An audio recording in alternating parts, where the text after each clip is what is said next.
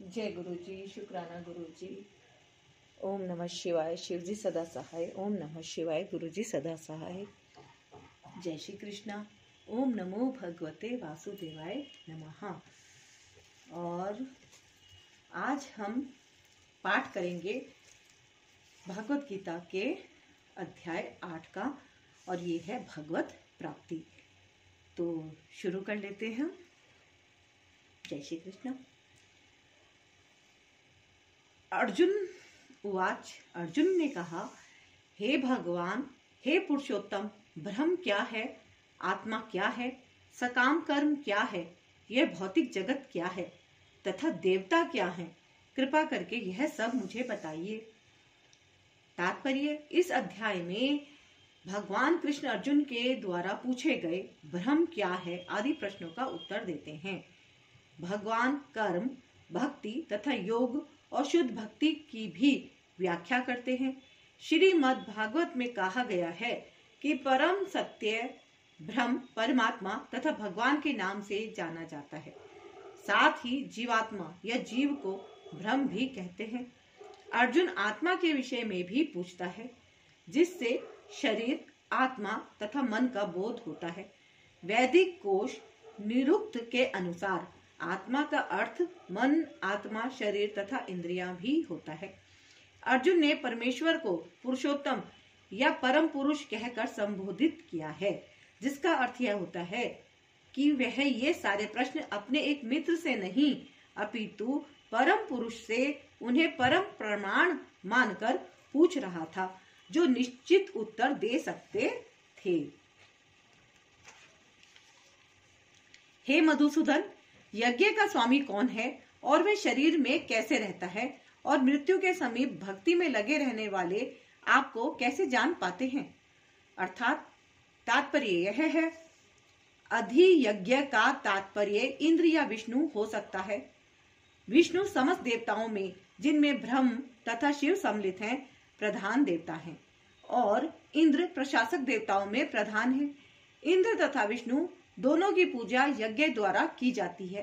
किंतु अर्जुन प्रश्न करता है कि वस्तुतः यज्ञ का स्वामी कौन है और भगवान किस तरह जीव के शरीर के भीतर निवास करते हैं। अर्जुन ने भगवान को मधुसूदन कहकर संबोधित किया, क्योंकि कृष्ण ने एक बार मधु नामक असुर का वध किया था। वस्तुतः ये सारे प्रश्न जो शंका के रूप में हैं, अर्जुन के मन में नहीं उठने चाहिए थे, क्योंकि अर्जुन एक कृष्ण भावना भावित भक्त था। अतः सारी शंकाएं असुरों के सदृश है। चूंकि कृष्ण असुरों के मारने में सिद्धहस्त थे, अतः अर्जुन उन्हें मधुसूदन कहकर संबोधित करता है, जिससे कृष्ण उसके मन में उठने वाली समस्त आसुरी शंकाओं को नष्ट कर दे। इस श्लोक का प्रयाण काले शब्द भी अत्यंत महत्वपूर्ण है, क्योंकि अपने जीवन में हम जो भी करते हैं उसकी परीक्षा मृत्यु के समय होनी है। अर्जुन उन लोगों के विषय में जो निरंतर कृष्ण भावनामृत में लगे रहते हैं, यह जानने के लिए अत्यंत इच्छुक है कि अंत समय उनकी क्या दशा होगी। मृत्यु के समय शरीर के सारे कार्य रुक जाते हैं और मन सही दिशा में नहीं रहता। इस प्रकार शारीरिक स्थिति बिगड़ जाने से हो सकता है कि मनुष्य परमेश्वर का स्मरण ना कर सके। परम भक्त महाराज कुलशेखर प्रार्थना करते हैं, हे भगवान, इस समय मैं पूर्ण स्वस्थ हूँ। अच्छा हो कि मेरी मृत्यु इसी समय हो जाए। परम भक्त महाराज कुलशेखर प्रार्थना करते हैं, हे भगवान, इस समय मैं पूर्ण स्वस्थ हूँ। अच्छा हो कि मेरी मृत्यु इसी समय हो जाए, जिससे मेरा मन रूपी हंस आपके चरण कमलों रूपी नाल के भीतर प्रविष्ट हो सके। यह रूपक इसलिए प्रयुक्त किया गया है, क्योंकि हंस जो एक जल पक्षी है, वे कमल के पुष्पों को कुतरने में आनंद का अनुभव करता है। इस तरह वह कमल पुष्प के भीतर प्रवेश करना चाहता है। महाराज कुलशेखर भगवान से कहते हैं, इस समय मेरा मन स्वस्थ है और मैं भी पूरी तरह स्वस्थ हूँ। यदि मैं आपके चरण कमलों का चिंतन करते हुए तुरंत मर जाऊं, तो मुझे विश्वास है कि आपके प्रति मेरी भक्ति पूर्ण हो जाएगी। किंतु यदि मुझे अपनी सहज मृत्यु की प्रतीक्षा करनी पड़े तो मैं नहीं जानता कि क्या होगा, क्योंकि उस समय मेरा शरीर कार्य करना बंद कर देगा, मेरा गला रुंध जाएगा और मुझे पता नहीं कि मैं आपके नाम का जप कर पाऊंगा या नहीं। अच्छा यही होगा कि मुझे तुरंत मर जाने दे। अर्जुन प्रश्न करता है कि ऐसे समय मनुष्य किस तरह कृष्ण के चरण कमलों में अपने मन को स्थिर कर सकता है। सही बात है ना? क्योंकि आज तो हम पाठ करते हैं, पूजा करते हैं, हर तरह से भगवान की सेवा करने के लिए प्रयत्न करते हैं, जितना भी हम लोग ज्यादा से ज्यादा कर सकें, है ना। लेकिन मृत्यु के समय किसकी क्या स्थिति होती है ये कौन जानता है ना। कौन भगवान का, परमात्मा का कितना नाम जप कर पाता है ये भी कोई नहीं जानता। भगवान उत्तर दे रहे हैं। भगवान ने कहा, अविनाशी और दिव्य जीव ब्रह्म कहलाता है और उसका नित्य स्वभाव अध्यात्म या आत्म कहलाता है। जीवों के भौतिक शरीर से संबंधित गतिविधि कर्म या सकाम कर्म कहलाती है। अर्थात तात्पर्य यह है, ब्रह्म अविनाशी तथा नित्य है और इसका विधान कभी भी नहीं बदलता, किंतु ब्रह्म से भी परे पर ब्रह्म होता है। ब्रह्म का अर्थ है जीव तथा पर ब्रह्म का अर्थ है भगवान। जीव का स्वरूप भौतिक जगत में उसकी स्थिति से भिन्न होता है। भौतिक चेतना में उसका स्वभाव पदार्थ पर प्रभुत्व जताना है, किंतु आध्यात्मिक चेतना या कृष्ण भावनामृत में उसकी स्थिति परमेश्वर की सेवा करना है। अब जीव भौतिक चेतना में होता है। जब जीव भौतिक चेतना में होता है तो उसे इस संसार में विभिन्न प्रकार के शरीर धारण करने पड़ते हैं। यह भौतिक चेतना के कारण कर्म अथवा विविध सृष्टि कहलाता है। वैदिक साहित्य में जीव को जीवात्मा तथा ब्रह्म कहा जाता है, किंतु उसे कभी पर ब्रह्म नहीं कहा जाता। जीवात्मा विभिन्न स्थितियां ग्रहण करता है।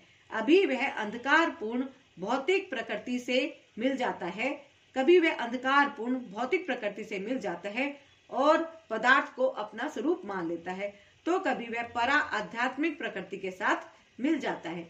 इसलिए वह परमेश्वर की तटस्था शक्ति कहलाता है। भौतिक या आध्यात्मिक प्रकृति के साथ अपनी पहचान के अनुसार ही उसे भौतिक या आध्यात्मिक शरीर प्राप्त होता है। भौतिक प्रकृति में वे 84 लाख योनियों में से कोई भी शरीर धारण कर सकता है, किंतु आध्यात्मिक प्रकृति में उसका एक ही शरीर होता है। भौतिक प्रकृति में वह अपने कर्म के अनुसार कभी मनुष्य रूप में प्रकट होता है तो कभी देवता, पशु, पक्षी आदि के रूप में प्रकट होता है। स्वर्ग लोक की प्राप्ति तथा वहां का सुख भोगने की इच्छा से वह कभी कभी यज्ञ संपन्न करता है, किंतु जब उसका पुण्य क्षीण हो जाता है तो वह पुनः मनुष्य रूप में पृथ्वी पर वापस आ जाता है। यह प्रक्रिया कर्म कहलाती है। छांदोग्य उपनिषद में वैदिक यज्ञ अनुष्ठानों का वर्णन मिलता है। यज्ञ की वेदी में 5 अग्नियों को 5 प्रकार की आहुतियां दी जाती हैं। ये 5 अग्नियां स्वर्गलोक, बादल, पृथ्वी, मनुष्य तथा स्त्री रूप मानी जाती हैं और श्रद्धा, सोम, वर्षा, अन्न तथा वीर्य ये 5 प्रकार की आहुतियां हैं। यज्ञ प्रक्रिया में जीव अभीष्ट स्वर्गलोकों की प्राप्ति के लिए विशेष यज्ञ करता है और उन्हें प्राप्त करता है। जब यज्ञ का पुण्य क्षीण हो जाता है तो जीव पृथ्वी पर वर्षा के रूप में उतरता है और अन्न का रूप ग्रहण करता है। इस अन्न को मनुष्य खाता है, जिससे यह वीर्य में परिणित होता है, जो स्त्री के गर्भ में जाकर फिर से मनुष्य का रूप धारण करता है।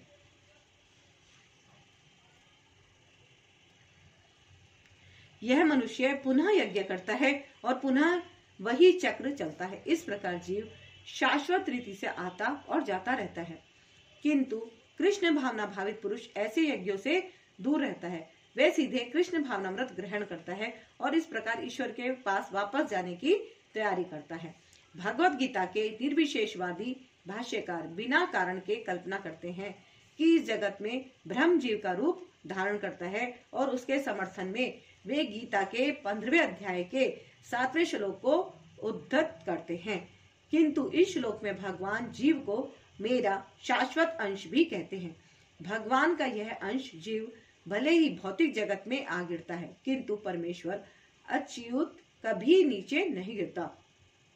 अतः यह विचार कि ब्रह्म जीव का रूप धारण करता है धार्य नहीं है। यह स्मरण रखना होगा कि वैदिक साहित्य में ब्रह्म जीवात्मा को पर ब्रह्म परमेश्वर से पृथक माना जाता है। हे देहधारियों में श्रेष्ठ निरंतर परिवर्तनशील ये भौतिक प्रकृति अधिभूत भौतिक अभिव्यक्ति कहलाती है। भगवान का विराट रूप जिसमें सूर्य तथा चंद्रमा जैसे समस्त देवता सम्मिलित हैं अधिदेव कहलाता है तथा प्रत्येक देहधारी के हृदय में परमात्मा स्वरूप स्थित में परमेश्वर अधियज्ञ यज्ञ का स्वामी कहलाता है। तात्पर्य यह भौतिक प्रकृति निरंतर परिवर्तित होती रहती है।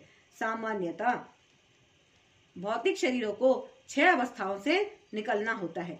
वे उत्पन्न होते हैं, बढ़ते हैं, कुछ काल तक रहते हैं, कुछ गौण पदार्थ उत्पन्न करते हैं, क्षीण होते हैं और अंत में विलुप्त हो जाते हैं। ये भौतिक प्रकृति अधिभूत कहलाती है। ये किसी निश्चित समय में उत्पन्न की जाती है और किसी निश्चित समय में विनष्ट कर दी जाती है। परमेश्वर के विराट स्वरूप की धारणा जिसमें सारे देवता तथा उनके लोक सम्मिलित हैं अधिद्वैत कहलाती है।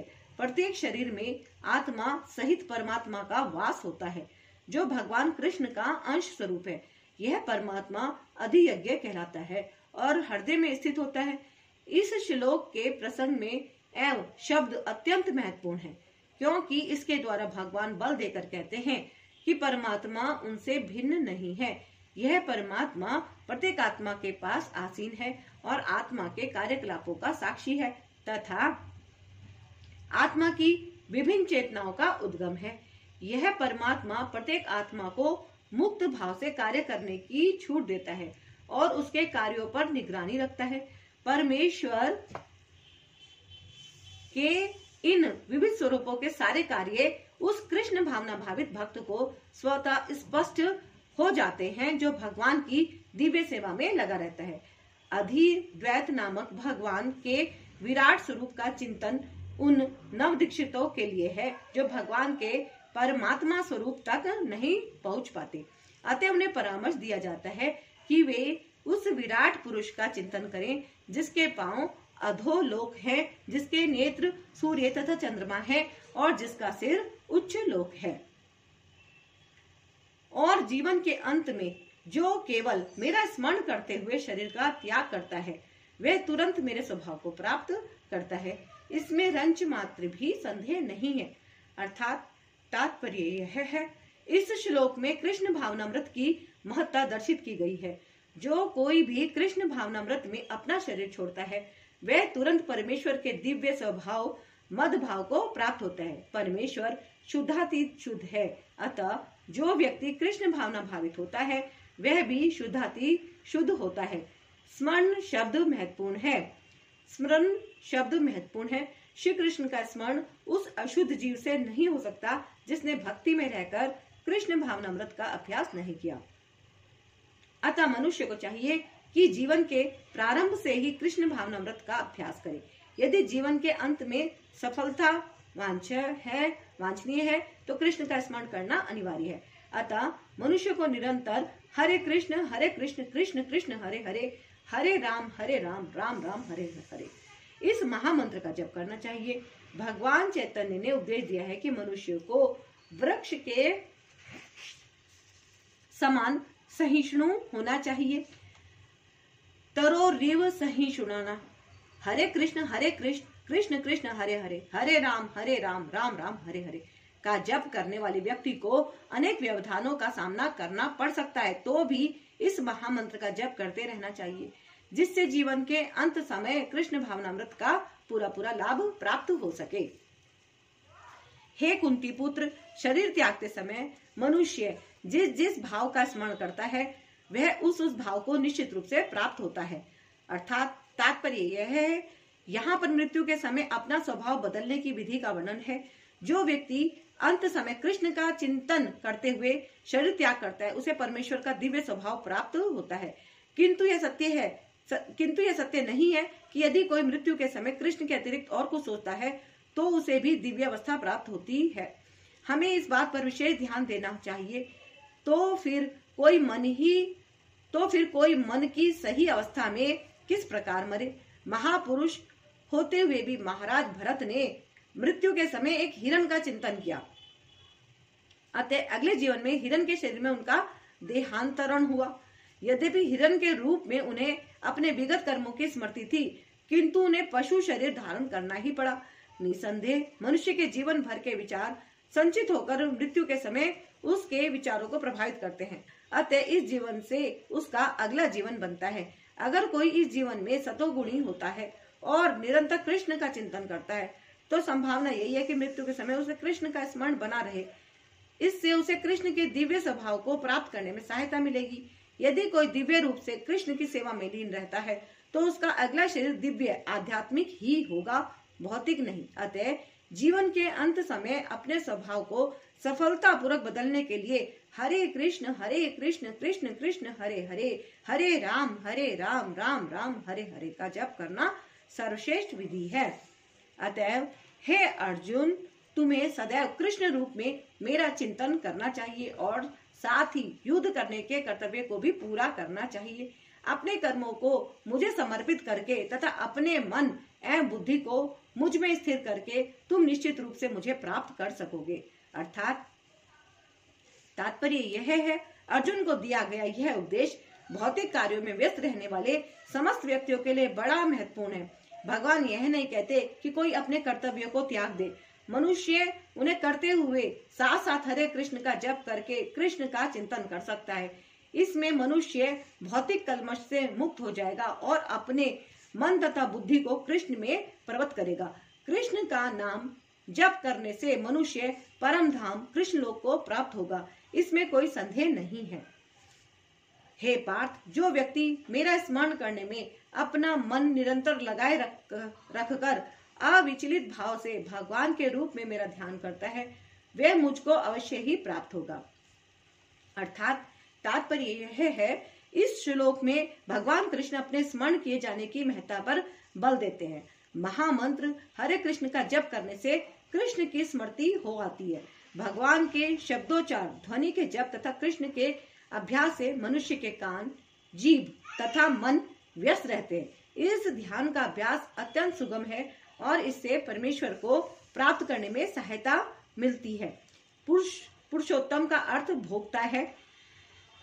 यद्यपि सारे जीव भगवान की तटस्था शक्ति हैं, किंतु वे भौतिक कलमश से मुक्त हैं। वे स्वयं को भोक्ता मानते हैं, जबकि वे होते नहीं। यहाँ पर स्पष्ट उल्लेख है कि भगवान ही अपने विभिन्न स्वरूपों तथा नारायण, वासुदेव आदि श्वासों के रूप में परम भोक्ता हैं। भक्त हरे कृष्ण का जप करके अपनी पूजा के लक्ष्य परमेश्वर का उनके किसी भी रूप नारायण, कृष्ण, राम आदि का निरंतर चिंतन कर सकता है। ऐसा करने से वह शुद्ध हो जाता है और निरंतर जप करते रहने से जीवन के अंत में वह भगवत धाम को जाता है। योग अंतःकरण के परमात्मा का ध्यान है। इसी प्रकार हरे कृष्ण के जप द्वारा मनुष्य अपने मन को परमेश्वर में स्थित करता है। मन चंचल है, अतः आवश्यक है कि मन को बलपूर्वक कृष्ण चिंतन में लगाया जाए। प्राय उस एक प्रकार के कीट का दृष्टांत दिया जाता है जो तितली बनना चाहता है और वह इसी जीवन में तितली बन जाता है। इसी प्रकार यदि हम निरंतर कृष्ण का चिंतन करते रहें, तो यह निश्चित है कि हम जीवन के अंत में कृष्ण जैसा शरीर प्राप्त कर सकेंगे। मनुष्य को चाहिए कि परम पुरुष का ध्यान, सर्वज्ञ, पुरातन, नियंता, लघुत्तम से भी लघुत्तर, प्रत्येक का पालन करता, समस्त भौतिक बुद्धि से परे, अचिंत्य तथा नित्य पुरुष के रूप में करे। वे सूर्य की भांति तेजवान हैं और इस भौतिक प्रकृति से परे दिव्य रूप हैं। अर्थात तात्पर्य यह है, इस श्लोक में परमेश्वर के चिंतन की विधि का वर्णन हुआ है। सबसे प्रमुख बात यह है कि वे निराकार या शून्य नहीं है। कोई निराकार या शून्य का चिंतन कैसे कर सकता है? यह अत्यंत कठिन है, किंतु कृष्ण के चिंतन की विधि अत्यंत सुगम है और तथ्य रूप में यहाँ वर्णित है। पहली बात तो यह है कि भगवान पुरुष है। हम राम तथा कृष्ण को पुरुष रूप में सोचते हैं। चाहे कोई राम का चिंतन करे या कृष्ण का, वे जिस तरह के हैं उसका वर्णन भगवत गीता के श्लोक में किया गया है। भगवान कवि हैं, अर्थात वे भूत, वर्तमान तथा भविष्य के ज्ञाता हैं, अतः वे सब कुछ जानने वाले हैं। वे प्राचीनतम पुरुष है क्योंकि वे समस्त वस्तुओं के उद्गम है। प्रत्येक वस्तु उन्हीं से उत्पन्न है। वे ब्रह्मांड के परम नियंता भी हैं। वे मनुष्य के पालक तथा शिक्षक है। वे अणु से भी सूक्ष्म है। जीवात्मा बाल के अग्र भाग के 10,000वें अंश के बराबर हैं, किंतु भगवान अचिंत्य रूप से इतने लघु हैं कि वे इस अणु के भी हृदय में प्रविष्ट रहते हैं। इसलिए वे लघुतम से भी लघुतर कहलाते हैं। परमेश्वर के रूप में वे परमाणु में तथा लघुतम के भी हृदय में प्रवेश कर सकते हैं और परमात्मा रूप में उसका नियंत्रण करते हैं। इतना लघु होते हुए भी वे सर्वव्यापी हैं और सबों का पालन करने वाले हैं। उनके द्वारा इन लोगों का धारण होता है। प्राय हम आश्चर्य करते हैं कि ये विशाल लोग किस प्रकार वायु में तैर रहे हैं। प्राय हम आश्चर्य करते हैं कि विशाल लोग किस प्रकार वायु में तैर रहे हैं। यहाँ यह बताया गया है कि परमेश्वर अपनी अचिंत्य शक्ति द्वारा इन समस्त विशाल लोकों तथा आकाश गंगाओं को धारण किए हुए हैं। इस प्रसंग में अचिंत्य शब्द अत्यंत सार्थक है। ईश्वर की शक्ति हमारी कल्पना या विचार शक्ति के परे है, इसलिए अचिंत्य कहलाती है। इस बात का खंडन कौन कर सकता है? वे इस भौतिक जगत में व्याप्त हैं, फिर भी इससे परे हैं। हम इसी भौतिक जगत को ठीक ठीक नहीं समझ पाते, जो आध्यात्मिक जगत की तुलना में नगण्य है। तो फिर हम कैसे जान सकते हैं कि इसके परे क्या है? अचिंत्य का अर्थ है इस भौतिक जगत से परे, जिसे हमारा तर्क, नीति शास्त्र तथा दार्शनिक चिंतन छू नहीं पाता और जो अकल्पनीय है। अतः बुद्धिमान मनुष्य को चाहिए कि व्यर्थ के तर्कों तथा चिंतन से दूर रहकर वेदों, भगवत गीता तथा भागवत जैसे शास्त्रों में जो कुछ कहा गया है उसे स्वीकार कर ले और उनके द्वारा सुनिश्चित किए गए नियमों को पालन करे, जिससे ज्ञान प्राप्त हो सकेगा।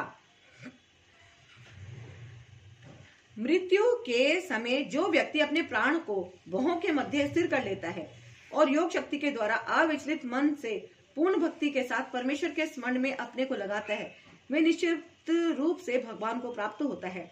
अर्थात तात्पर्य यह है, इस श्लोक में स्पष्ट किया गया है कि मृत्यु के समय मन को भगवान की भक्ति में स्थिर करना चाहिए।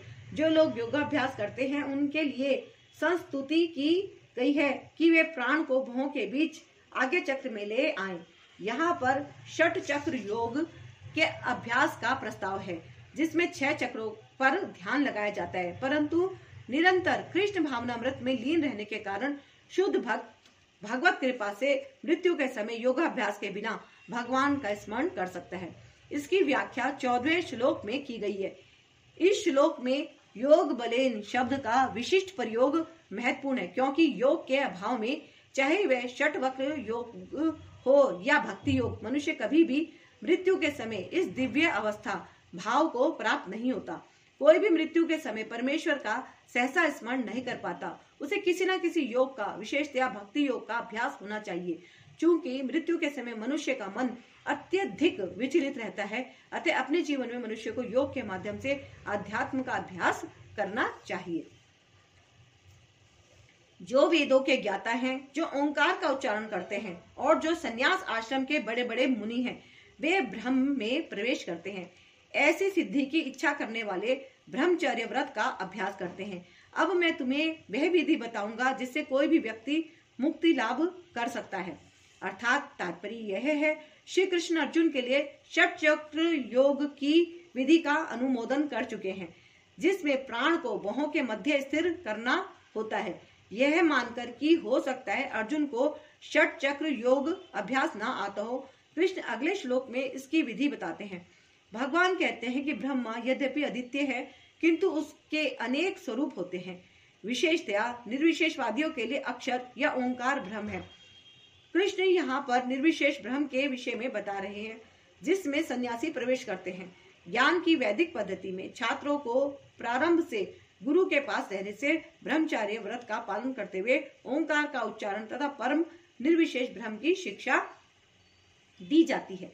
इस प्रकार वे ब्रह्म के 2 स्वरूपों से परिचित होते हैं। यह प्रथा छात्रों के आध्यात्मिक जीवन के विकास के लिए अत्यावश्यक है, किंतु इस समय ऐसा ब्रह्मचार्य जीवन, अविवाहित जीवन बिता पाना बिल्कुल संभव नहीं है। विश्व का सामाजिक ढांचा इतना बदल चुका है कि छात्र जीवन के प्रारंभ से ब्रह्मचार्य जीवन बिताना संभव नहीं है। यद्यपि विश्व में ज्ञान की विभिन्न शाखाओं के लिए अनेक संस्थाएं हैं, किंतु ऐसी मान्यता प्राप्त एक भी संस्था नहीं है जहां ब्रह्मचार्य के सिद्धांतों में शिक्षा प्रदान की जा सके।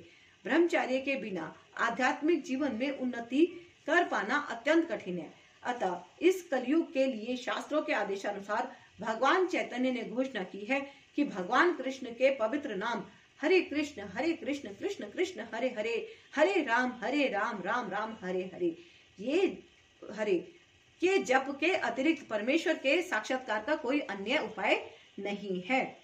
समस्त इंद्रिय क्रियाओं से विरक्ति को योग की स्थिति योग धारणा कहा जाता है। इंद्रियों के समस्त द्वारों को बंद करके तथा मन को हृदय में और प्राणवायु को सिर पर केंद्रित करके मनुष्य अपने को योग में स्थापित करता है। अर्थात तात्पर्य यह है, इस श्लोक में बताई गई विधि से योगाभ्यास के लिए सबसे पहले इंद्रिय भोग के सारे द्वार बंद करने होते हैं। यह प्रत्याहार अथवा इंद्रिय विषयों से इंद्रियों को हटाना कहलाता है। इसमें ज्ञान इंद्रियों नेत्र कान नाक जीभ तथा स्पर्श को पूर्णतया वश में करके उन्हें इंद्रिय तृप्ति में लिप्त होने नहीं दिया जाता। इस प्रकार मन हृदय में स्थित परमात्मा पर केंद्रित होता है और प्राणवायु को सिर के ऊपर तक चढ़ाया जाता है। इसका विस्तृत वर्णन 6 अध्याय में हो चुका है, किंतु जैसा कि पहले कहा जा चुका है, अभी यह विधि व्यवहारिक नहीं है। सबसे उत्तम विधि तो कृष्ण भावनामृत है। यदि कोई भक्ति में अपने मन को कृष्ण में स्थिर करने में समर्थ होता है तो उसके लिए अविचलित दिव्य समाधि में बने रहना सुगम हो जाता है।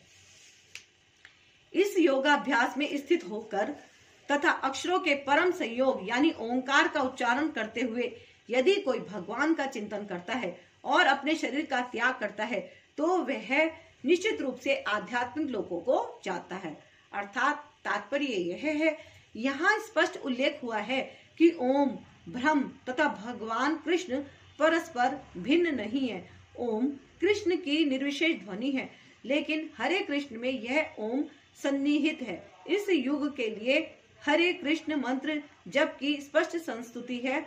अतः यदि कोई हरे कृष्ण कृष्ण कृष्ण हरे हरे, हरे राम राम राम हरे हरे इस मंत्र का जप करते हुए शरीर त्यागता है तो वह अपने अभ्यास के गुणानुसार आध्यात्मिक लोकों में से किसी एक लोक को जाता है।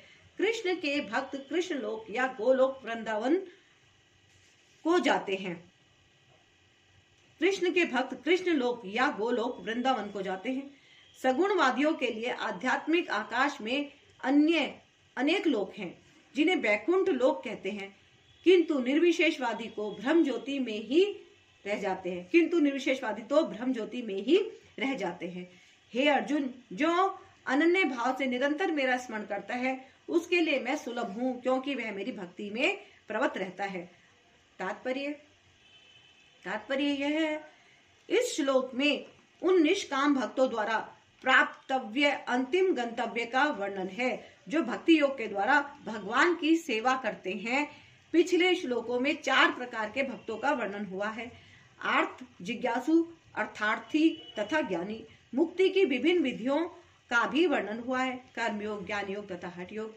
इन योग पद्धतियों के नियमों में कुछ न कुछ भक्ति मिली रहती है, लेकिन इस श्लोक में शुद्ध भक्ति योग का वर्णन है जिसमें ज्ञान, कर्म या हठ का मिश्रण नहीं होता, जैसा कि अन्य चेता शब्द से समुचित होता है। भक्ति योग में भक्त कृष्ण के अतिरिक्त और कोई इच्छा नहीं करता। शुद्ध भक्त ना तो स्वर्गलोक जाना चाहता है, न ब्रह्म ज्योति में तादम्य मोक्ष या भवबंधन से मुक्ति ही चाहता है। शुद्ध भक्त किसी भी वस्तु की इच्छा नहीं करता। चैतन्य चरितामृत में शुद्ध भक्त को निष्काम कहा गया है, उसे ही पूर्ण शांति का लाभ होता है, उन्हें नहीं जो स्वार्थ में लगे रहते हैं। एक और जहां ज्ञान योगी, कर्म योगी या हठ योगी का अपना अपना स्वार्थ रहता है, वहीं पूर्ण भक्त में भगवान को प्रसन्न करने के अतिरिक्त अन्य कोई इच्छा नहीं होती। अतः भगवान कहते हैं कि जो एक निष्ठ भाव से उनकी भक्ति में लगा रहता है उसे वे सरलता से प्राप्त होते हैं। शुद्ध भक्त सदैव कृष्ण के विभिन्न रूपों में से किसी एक की भक्ति में लगा रहता है। कृष्ण के अनेक स्वांश तथा अवतार हैं, यथा राम तथा नरसिंह, जिनमें से भक्त किसी एक रूप को चुनकर उसकी प्रेमा भक्ति में मन को स्थिर कर सकता है। ऐसे भक्त को उन अनेक समस्याओं का सामना नहीं करना पड़ता जो अन्य योग के अभ्यासकर्ताओं को झेलनी पड़ती है। भक्ति योग अत्यंत सरल, शुद्ध तथा सुगम है। इसका शुभारंभ हरे कृष्ण जप से किया जा सकता है। भगवान सबों पर कुशल हैं, भगवान सबों पर कृपालु हैं। जैसा कि वेदों में कहा गया है, कठोपनिषद में कहा गया है, जिसने पूरी तरह से भगवान की शरण ले ली है और जो उनकी भक्ति में लगा हुआ है वही भगवान को यथारूप में समझ सकता है। तथा गीता में भी कहा गया है, ऐसे भक्त को भगवान पर्याप्त बुद्धि प्रदान करते हैं जिससे वह उन्हें भगवत धाम में प्राप्त कर सके। शुद्ध भक्त का सबसे बड़ा गुण यह है कि वह देश अथवा काल का विचार किए बिना अनन्य भाव से कृष्ण का ही चिंतन करता रहता है। उसको किसी तरह का व्यवधान नहीं होना चाहिए। उसे कहीं भी और किसी भी समय अपना सेवा कार्य करते रहने में समर्थ होना चाहिए। कुछ लोगों का कहना है कि भक्तों को वृंदावन जैसे पवित्र स्थानों में या किसी पवित्र नगर में जहाँ भगवान रह चुके हैं रहना चाहिए, किंतु शुद्ध भक्त कहीं भी रहकर अपनी भक्ति से वृंदावन जैसा वातावरण उत्पन्न कर सकता है।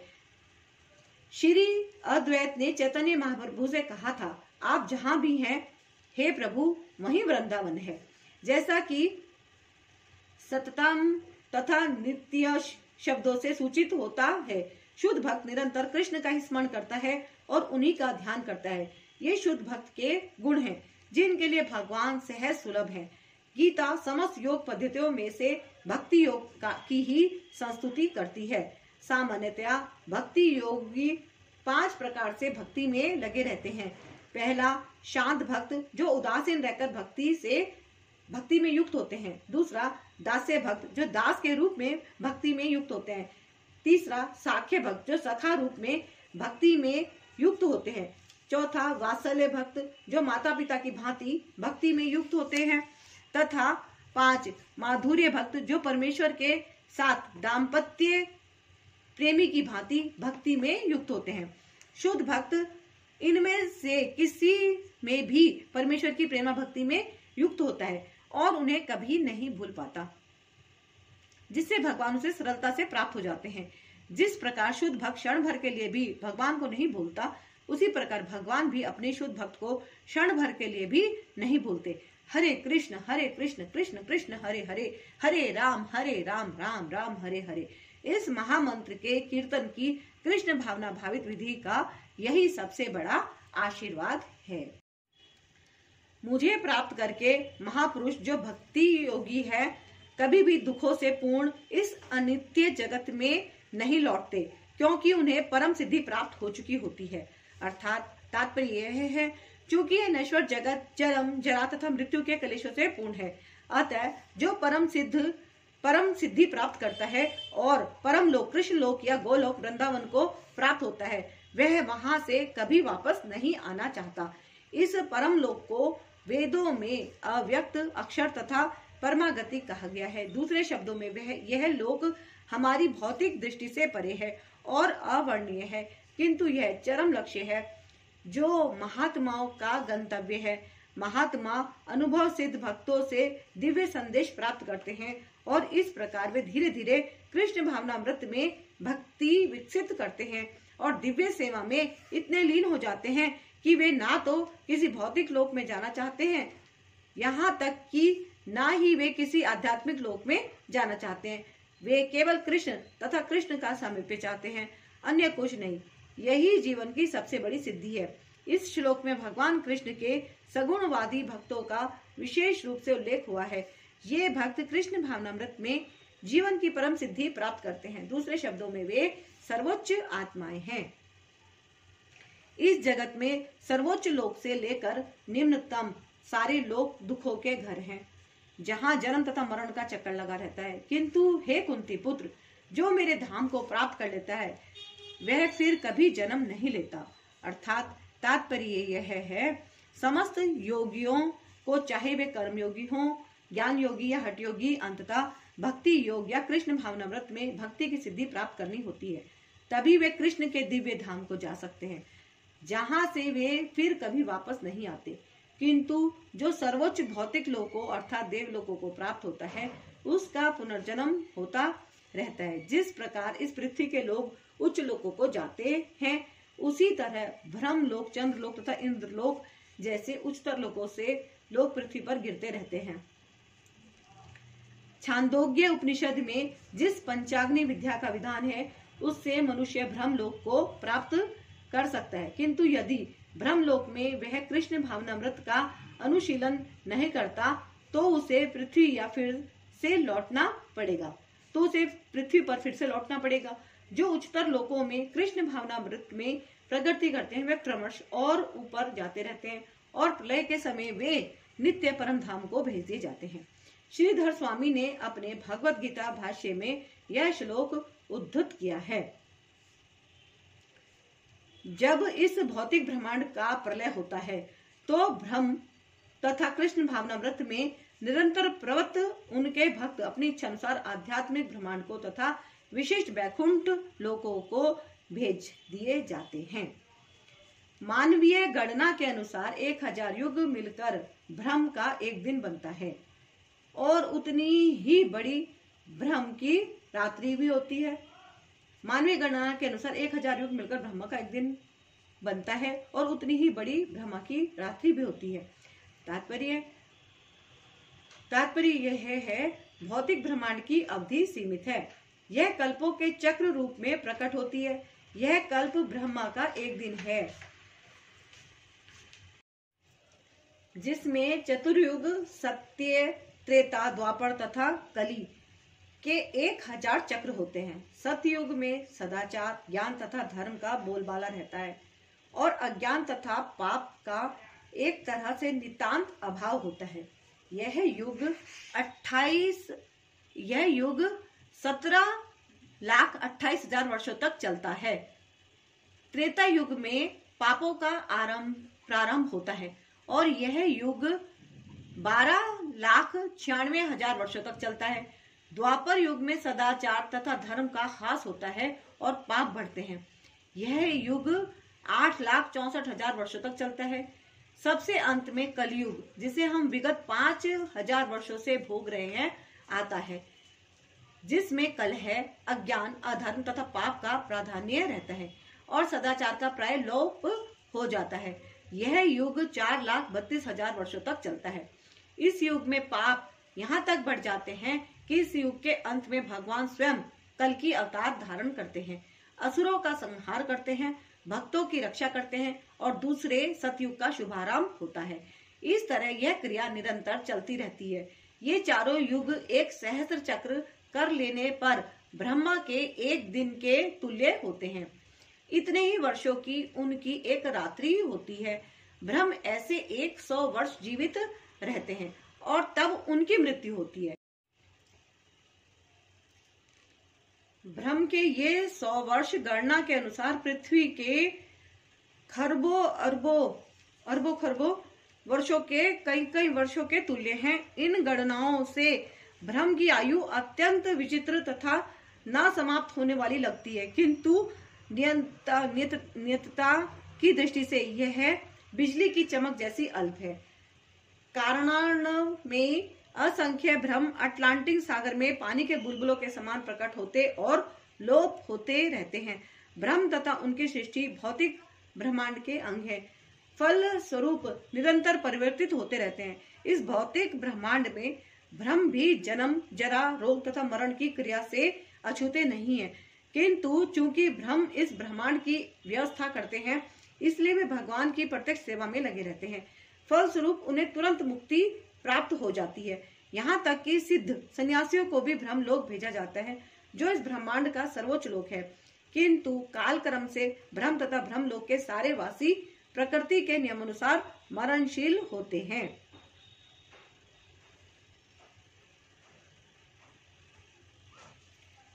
ब्रह्मा के दिन के शुभारंभ में सारे जीव अव्यक्त अवस्था से व्यक्त होते हैं और फिर जब रात्रि आती है तो वह पुनः अव्यक्त में विलीन हो जाते हैं। जब जब ब्रह्मा का दिन आता है तो सारे जीव प्रकट होते हैं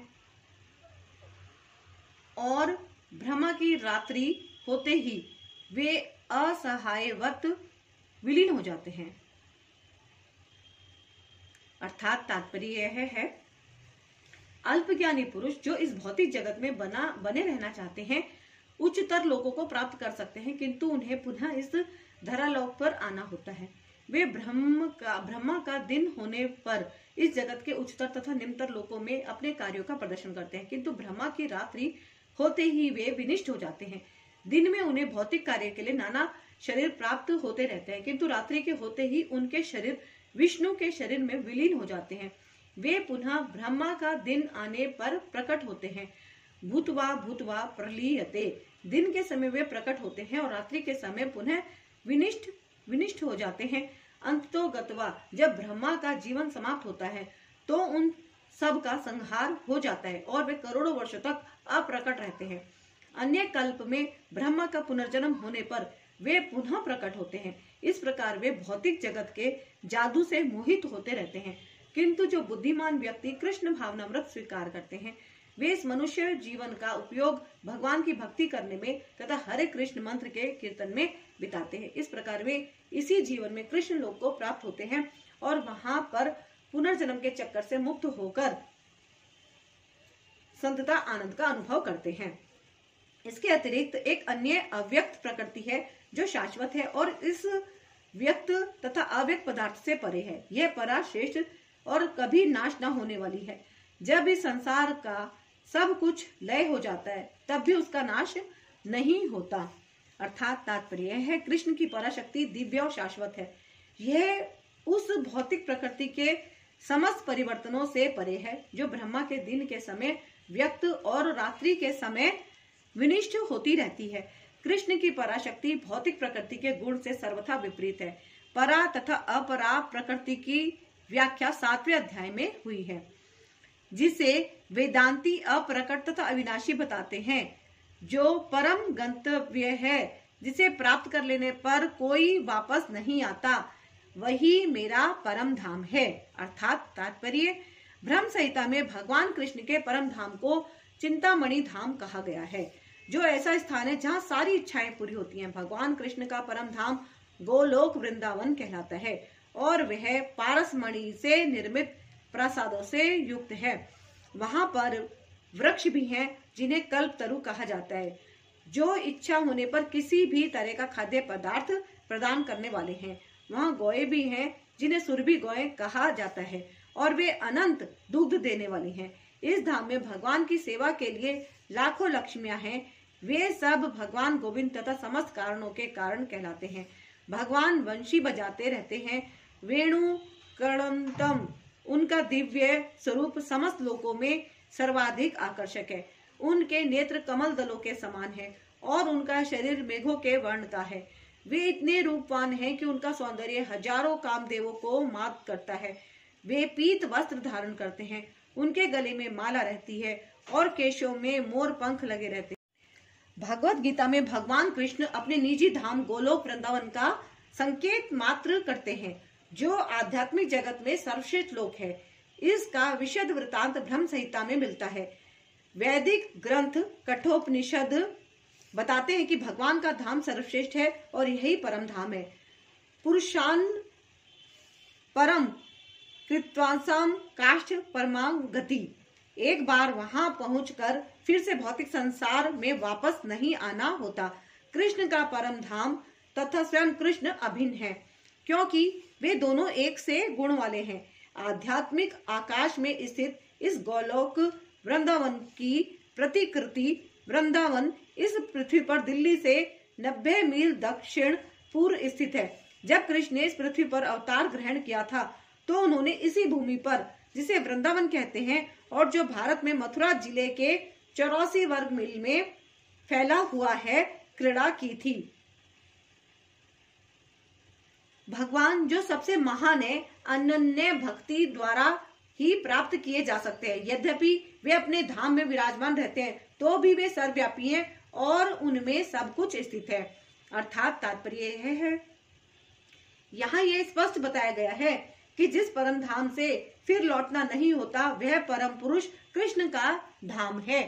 ब्रह्म संहिता में इस परम धाम को आनंद चिन्मय रस कहा गया है, जो ऐसा स्थान है जहाँ सभी वस्तुएं परम आनंद से पूर्ण है। जितनी भी विविधता प्रकट होती है वह सब इसी परमानंद का गुण है। वहाँ कुछ भी भौतिक नहीं है। यह विविधता भगवान के विस्तार के साथ ही विस्तृत होती जाती है, क्योंकि वहाँ की सारी अभिव्यक्ति पराशक्ति के कारण है, जैसा कि 7वें अध्याय में बताया गया है। जहाँ तक इस भौतिक जगत का प्रश्न है, यदि भी भगवान अपने धाम में ही सदैव रहते हैं, तो भी वे अपनी भौतिक शक्ति माया द्वारा सर्वव्याप्त हैं। इस प्रकार वे अपनी परा तथा अपरा शक्तियों द्वारा सर्वत्र भौतिक तथा आध्यात्मिक दोनों ब्रह्मांडों में उपस्थित रहते हैं। यस्यांत स्थानी का अर्थ है कि प्रत्येक वस्तु उनमें या उनकी परा या अपरा शक्ति में निहित है। इन्हीं दोनों शक्तियों के द्वारा भगवान सर्वव्यापी हैं। कृष्ण के परम धाम में या असंख्य वैकुंठ लोक में भक्ति के द्वारा ही प्रवेश संभव है, जैसा कि भक्तिया शब्द द्वारा सूचित होता है। किसी अन्य विधि से परम धाम की प्राप्ति संभव नहीं है। वेदों में भी परम धाम तथा भगवान का वर्णन मिलता है। एको वशी सर्वज्ञ कृष्ण, इस धाम में केवल एक भगवान रहता है जिसका नाम कृष्ण है। वह अत्यंत दयालु विग्रह है और एक रूप में स्थित होकर भी वह अपने को लाखों स्वांशों में विस्तृत करता रहता है। वेदों में भगवान की उपमा उस शांत वृक्ष से दी गई है जिसमें नाना प्रकार के फूल तथा फल लगे हैं और जिसकी पत्तियां निरंतर बदलती रहती हैं। वैकुंठ लोक की अध्यक्षता करने वाले भगवान के श्वास चतुर्भुजी हैं और विभिन्न नामों से व्याख्यात हैं। पुरुषोत्तम, त्रिविक्रम, केशव, माधव, अनिरुद्ध, हषिकेश, संकर्षण, प्रद्युम्न, श्रीधर, वासुदेव, दामोदर, जनार्दन, नारायण, वामन, पद्मनाभ आदि। ब्रह्म संहिता में भी पुष्टि हुई है कि यद्यपि भगवान निरंतर परम धाम गोलोक वृंदावन में रहते हैं, किंतु वे सर्वव्यापी हैं ताकि सब कुछ सुचारू रूप से चलता रहे। गोलोक एवं निव सत्य खिलात्म भूत वेदों में श्वेताश्तर उपनिषद कहा गया है। परास्प्य शक्ति विविधैव श्रूयते स्वाभाविकी ज्ञान बल क्रिया च। उनकी शक्तियां इतनी व्यापक हैं कि वे परमेश्वर के दूरस्थ होते हुए भी दृश्य जगत में बिना किसी त्रुटि के सब कुछ सुचारू रूप से संचालित करती रहती है। हे भरत श्रेष्ठ, अब मैं तुम्हें उन विभिन्न कालों को बताऊंगा जिनमें इस संसार से प्रयाण करने के बाद योगी पुनः आता है अथवा नहीं आता। अर्थात तात्पर्य यह है, परमेश्वर के अनन्य पूर्ण शरणागत भक्तों को इसकी चिंता नहीं रहती कि वे कब और किस तरह शरीर को त्यागेंगे। वे सब कुछ कृष्ण पर छोड़ देते हैं और इस तरह सरलता पूर्वक प्रसन्नता सहित भगवत धाम जाते हैं। किंतु जो अनन्य भक्त नहीं है और कर्म योग, ज्ञान योग तथा हठ योग जैसी आत्म साक्षात्कार की विधियां पर आश्रित रहते हैं, उन्हें उपयुक्त समय में शरीर त्यागना होता है, जिससे वे आश्वस्त हो सके कि इस जन्म मृत्यु वाले संसार में उनको लौटना होगा या नहीं। यदि योगी सिद्ध होता है तो वह इस जगत से शरीर छोड़ने का समय तथा स्थान चुन सकता है, किंतु यदि वह इतना पटु नहीं होता तो उसकी सफलता उसके अचानक शरीर त्याग के संयोग पर निर्भर करती है। भगवान ने अगले श्लोक में ऐसे उचित अवसरों का वर्णन किया है कि कब मरने से कोई वापस नहीं आता। आचार्य बलदेव विद्याभूषण के अनुसार यहाँ पर संस्कृत के काल शब्द का प्रयोग काल के अधिष्ठाता देव के लिए हुआ है। जो पर ब्रह्म के ज्ञाता हैं, वे अग्निदेव के प्रभाव में, प्रकाश में, दिन के शुभ लक्षण में, शुभ पक्ष में या जब सूर्य उत्तरायण में रहता है, उन 6 मासों में इस संसार से शरीर त्याग करने पर उस पर ब्रह्म को प्राप्त करते हैं। अर्थात तात्पर्य यह है, जब अग्नि, प्रकाश, दिन तथा पक्ष का उल्लेख रहता है तो यह समझना चाहिए कि इन सबों के अधिष्ठाता देव होते हैं, जो आत्मा की यात्रा की व्यवस्था करते हैं। आत्मा के मृत्यु के समय मन मनुष्य को नवीन जीवन मार्ग पर ले जाता है। यदि कोई अकस्मात या योजना पूर्वक उपयुक्त समय पर शरीर त्याग करता है तो उसके लिए निर्विशेष ब्रह्म ज्योति प्राप्त कर पाना संभव होता है। योग में सिद्ध योगी अपने शरीर को त्यागने के समय तथा स्थान की व्यवस्था कर सकता है। अन्यों का इस पर कोई वश नहीं होता। यदि संयोगवश वे शुभ मुहूर्त में शरीर त्यागते हैं तो उनका जन्म मृत्यु के चक्र में लौटना नहीं पड़ता, अन्यथा उनके पुनरावर्तन की संभावना बनी रहती है। किंतु कृष्ण भावनामृत में शुद्ध भक्त के लिए लौटने का कोई भय नहीं रहता, चाहे वह शुभ मुहूर्त में शरीर त्याग करे या अशुभ क्षण में, चाहे अकस्मात शरीर त्याग करे या स्वेच्छा पूर्वक। जो योगी धुएं रात्रि कृष्ण पक्ष में या सूर्य के दक्षिण में रहने के 6 महीनों में दिवंगत होता है, वह चंद्रलोक को जाता है, किंतु वहां से पुनः पृथ्वी पर चला आता है। अर्थात तात्पर्य यह है, भागवत के 3 स्कंद में कपिल मुनि उल्लेख करते हैं कि जो लोग कर्म कांड तथा यज्ञ कांड में निपुण हैं, वे मृत्यु होने पर चंद्रलोक को प्राप्त करते हैं। ये महान आत्माएं चंद्रमा पर लगभग 10,000 वर्षों तक देवों की गणना से रहती हैं और सोमरस का पान करते हुए जीवन का आनंद भोगती हैं। अंततो गत्वा वे पृथ्वी पर लौट आती हैं। इसका अर्थ यह हुआ कि चंद्रमा में उच्च श्रेणी के प्राणी रहते हैं, भले ही हम अपनी स्थूल इंद्रियों से उन्हें देख ना सकें। वैदिक मतानुसार इस संसार से प्रयाण करने के 2 मार्ग हैं, एक प्रकाश का और तथा दूसरा अंधकार का। जब मनुष्य प्रकाश के मार्ग से जाता है तो वह वापस नहीं आता, किंतु अंधकार के मार्ग से जाने वाला पुनः लौटकर आता है।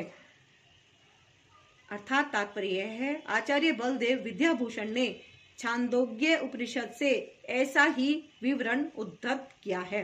जो अनादिकाल से सकाम कर्मी तथा दार्शनिक चिंतक रहे हैं, वे निरंतर आवागमन करते रहे हैं। वस्तुतः उन्हें परम मोक्ष प्राप्त नहीं होता, क्योंकि वे कृष्ण की शरण में नहीं जाते। हे अर्जुन, यद्यपि भक्तगण इन दोनों मार्गों को जानते हैं, किंतु वे मोहग्रस्त नहीं होते, अतः तुम भक्ति में सदैव स्थिर रहो। अर्थात तात्पर्य, कृष्ण अर्जुन को उपदेश दे रहे हैं कि उसे इस जगत में आत्मा के प्रयाण करने के विभिन्न मार्गों को सुनकर विचलित नहीं होना चाहिए। भगवत भक्त को इसकी चिंता नहीं होनी चाहिए कि वह स्वेच्छा से मरेगा या द्वैववशात। भक्त को कृष्ण भावनामृत में दृढ़ता पूर्वक स्थित रहकर हरे कृष्ण का जप करना चाहिए। उसे यह जान लेना चाहिए कि इन दोनों मार्गों में से किसी की भी चिंता करना कष्टदायक है। कृष्ण भावनामृत में तल्लीन होने की सर्वोत्तम विधि यही है कि भगवान की सेवा में सदैव रत रहा जाए। इससे भगवत धाम का मार्ग स्वतः सुगम, सुनिश्चित तथा सीधा होगा। इस श्लोक का योग युक्त शब्द विशेष रूप से महत्वपूर्ण है। जो योग में स्थिर है वह अपनी सभी गतिविधियों में निरंतर कृष्ण भावनामृत में रत रहता है। श्री रूप गोस्वामी का उपदेश है, अनासक्त्य विषयान यथार्मुपयुज्यात्। मनुष्य को सांसारिक कार्यों से अनासक्त रहकर कृष्ण भावनामृत में सब कुछ करना चाहिए। इस विधि से, जिसे युक्त वैराग्य कहते हैं, मनुष्य सिद्धि प्राप्त करता है। अतएव भक्त कभी इन वर्णनों से विचलित नहीं होता, क्योंकि वह जानता रहता है कि भक्ति के कारण भगवत धाम तक का उसका प्रयाण सुनिश्चित है। जो व्यक्ति भक्ति मार्ग स्वीकार करता है, वह वेदांत अध्ययन, तपस्या, दान, दार्शनिक तथा सकाम कर्म करने से प्राप्त होने वाले फलों से वंचित नहीं होता। वह मात्र भक्ति संपन्न करके इन समस्त फलों की प्राप्ति करता है और अंत में परम नित्य धाम को प्राप्त होता है। अर्थात तात्पर्य यह है, यह श्लोक 7वें तथा 8वें अध्यायों का उपसंहार है, जिनमें कृष्ण भावनामृत तथा भक्ति का विशेष वर्णन है। मनुष्य को अपने गुरु के निर्देशन में वेद अध्ययन करना होता है, उन्हीं के आश्रम में रहते हुए तपस्या करनी होती है। ब्रह्मचारी को गुरु के घर में एक दास की भांति रहना पड़ता है और द्वार द्वार भिक्षा मांगकर गुरु के पास लाना होता है। उसे गुरु के आदेश पर ही भोजन करना होता है, और यदि किसी दिन गुरु शिष्य को भोजन करने के लिए बुलाना भूल जाए तो शिष्य को उपवास करना होता है। ब्रह्मचार्य पालन के ये कुछ वैदिक नियम हैं। अपने गुरु के आश्रम में जब छात्र 5 से 20 वर्ष तक वेदों का अध्ययन कर लेता है तो वह परम चरित्रवान बन जाता है। वेदों का अध्ययन मनोधर्मियों के मनोरंजन के लिए नहीं, अपितु चरित्र निर्माण के लिए है। इस परीक्षण के बाद ब्रह्मचारी को गृहस्थ जीवन में प्रवेश करके विवाह करने की अनुमति दी जाती है। गृहस्थ के रूप में उसे अनेक यज्ञ करने होते हैं, जिससे वे आगे उन्नति कर सके। उसे देश, काल तथा पात्र के अनुसार तथा सात्विक, रासिक तथा तामसिक दान में अंतर करते हुए दान देना होता है। जैसा कि भगवत गीता में वर्णित है, गृहस्थ जीवन के बाद वानप्रस्थ आश्रम ग्रहण करना पड़ता है, जिस में उसे जंगल में रहते हुए वृक्ष की छाल पहनकर तथा शौर कर्म आदि किए बिना कठिन तपस्या करनी होती है। इस प्रकार मनुष्य ब्रह्मचार्य, गृहस्थ, वानप्रस्थ तथा अंत में संन्यास आश्रम का पालन करते हुए जीवन की सिद्धावस्था को प्राप्त होता है। तब इनमें से कुछ स्वर्गलोक को जाते हैं तथा यदि वे और अधिक उन्नति करते हैं तो अधिक उच्च लोकों को या तो निर्विशेष ब्रह्म ज्योति को या वैकुंठ लोक या कृष्ण लोक को जाते हैं। वैदिक ग्रंथों में इसी मार्ग की रूपरेखा प्राप्त होती है, किंतु कृष्ण भावनामृत की विशेषता यह है कि कृष्ण मनुष्य एक ही झटके में भक्ति करने के कारण मनुष्य जीवन के विभिन्न आश्रमों के अनुष्ठानों को पार कर जाता है। इदम विदित्वा शब्द सूचित करते हैं कि मनुष्य को भगवत गीता के इस अध्याय में तथा 7वें अध्याय में दिए हुए कृष्ण के उपदेशों को समझना चाहिए। उसे विद्यता या मनोधर्म से इन दोनों अध्यायों को समझने का प्रयास नहीं करना चाहिए, अपितु भक्तों की संगति से श्रवण करके समझना चाहिए। 7वें से लेकर 12वें तक के अध्याय भगवत गीता के सार रूप हैं। प्रथम 6 अध्याय तथा अंतिम 6 अध्याय इन मध्यवर्ती 6 अध्यायों के लिए आवरण मात्र हैं, जिनकी सुरक्षा भगवान करते हैं। यदि कोई गीता के इन 6 अध्यायों को भक्त की संगति में भली भांति समझ लेता है तो उसका जीवन समस्त तपस्याओं, यज्ञों, दानों, चिंतनों को पार करके महिमा मंडित हो उठेगा, क्योंकि केवल कृष्ण भावनामृत के द्वारा उसे इतने कर्मों का फल प्राप्त हो जाता है। जिसे भगवत गीता में तनिक भी श्रद्धा नहीं है उसे किसी भक्त से भगवत गीता समझनी चाहिए, क्योंकि 4थे अध्याय के प्रारंभ में ही कहा गया है कि केवल भागवत गण ही गीता को समझ सकते हैं, अन्य कोई भी भगवत गीता के अभिप्राय को नहीं समझ सकता। अतः मनुष्य को चाहिए कि वह किसी भक्त से भगवत गीता पढ़े, मनोधर्मियों से नहीं। यह श्रद्धा का सूचक है।